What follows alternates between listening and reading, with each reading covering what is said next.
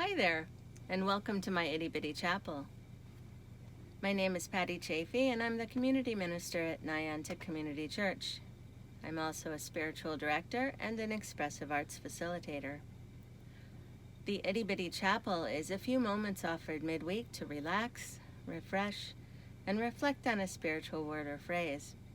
It's usually filmed in or near a sacred space within my home called the Itty Bitty Chapel, and our candle is lit to remind us of the presence of Spirit within and around us.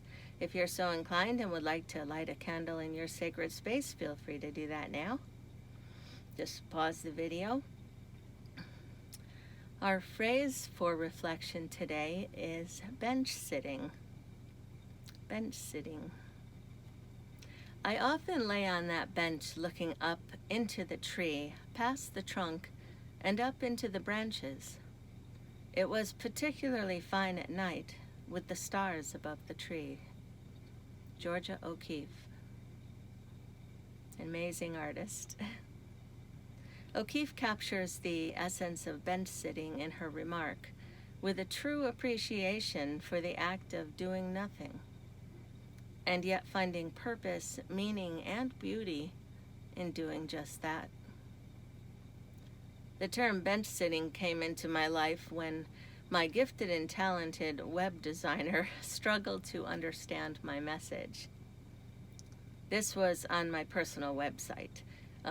During one of many stages of redesign, I advocated to have her include a particular photo of a weather-worn bench. It was empty, and it's sitting on a beach.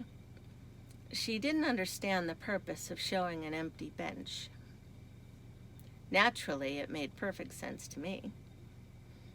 I proceeded to explain my work of spiritual direction and creating programs and retreats that are meant to inspire, empower, and maybe even enlighten. But in order to get there, we need to show up, rest in the moment, get quiet and be still, sometimes create, in order to make space for awareness and insight that happens when we listen with great anticipation to our God. All of this is to say, she refers to my work as bench sitting. Working from home during COVID took its toll on my laptop when I was not bench sitting, making it do all sorts of things that it had never done before. And inevitably, a year and a half later, it needed to be replaced. The drive was shot. Now, I know well that in the grand scheme of things, a busted computer is insignificant. There are serious problems in our world that far exceed technology issues, but it felt significant, at that moment anyway. It's important to recognize how we feel. So with more reluctance than I care to articulate, I bought a new one. I then began the anxiety-producing experience of the transition from one computer to the next and setting it up and having all that done. It's never seamless, never easy, never painless. So I found myself recently without my computer during this transition. Now imagine that for a moment. Close your eyes and just imagine that. Take away that thing that connects you so well to the world in its own unique and sometimes fragile way. Imagine that. Just take that out of your story. Although I still had my iPad to Zoom and my phone to check emails, it felt like I'd lost a good and familiar friend. A friend who had been with me many years as I avoid new technology like the plague for this reason. And the friend that was getting ready to replace that old friend was sure to be a good friend, maybe even a better friend, but not the same. Bench sitting came to mind, and I became keenly aware of the need to just be still and let go of whatever was going on and trust in the process of change, and the one who knows better than I do what I need. In this case, it was a Dell Inspiron laptop, my new friend. We are still getting to know each other, spending lots of time together toward that end. I haven't let go of my old friend quite yet, but when I'm ready, I will. I will thank it for its service all these years. Thank it for getting me through the worst of COVID, we hope was the worst of COVID. And thank it for all it taught me, preparing me for my next new challenge. My Dell is smaller, lighter, zippier, and currently missing a few things like documents, photos, and videos, but I'm working on that. Consider something in your life that a little bench sitting might be helpful with. Is there something you want to let go of? Or something you want to invite into your life? Remember O'Keeffe's invitation to lay on that bench, looking up into the tree, past the trunk, and up into the branches. It was particularly fine at night with the stars above the tree.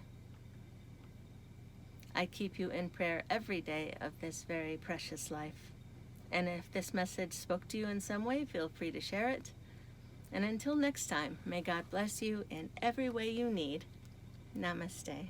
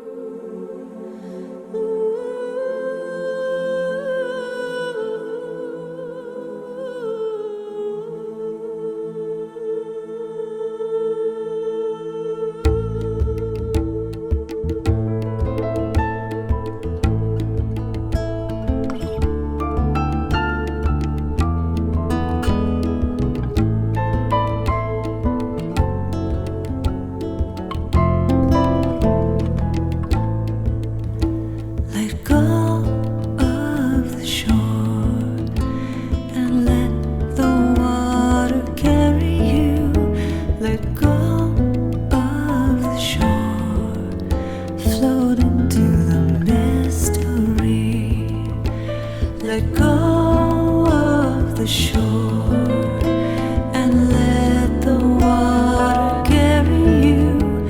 Let go of the shore, float into the mystery.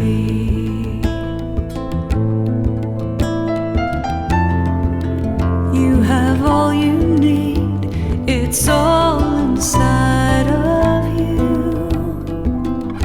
Just close your eyes and breathe and know that you are safe. Let go of the shore and let the water carry you. Let go of the shore, float into the mystery.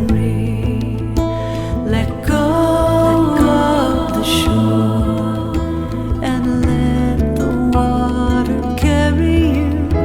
Let go of the shore, float into the mystery.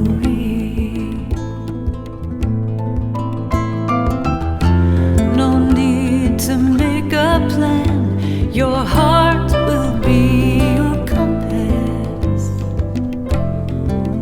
Lift your sails in faith and trust that you will arrive.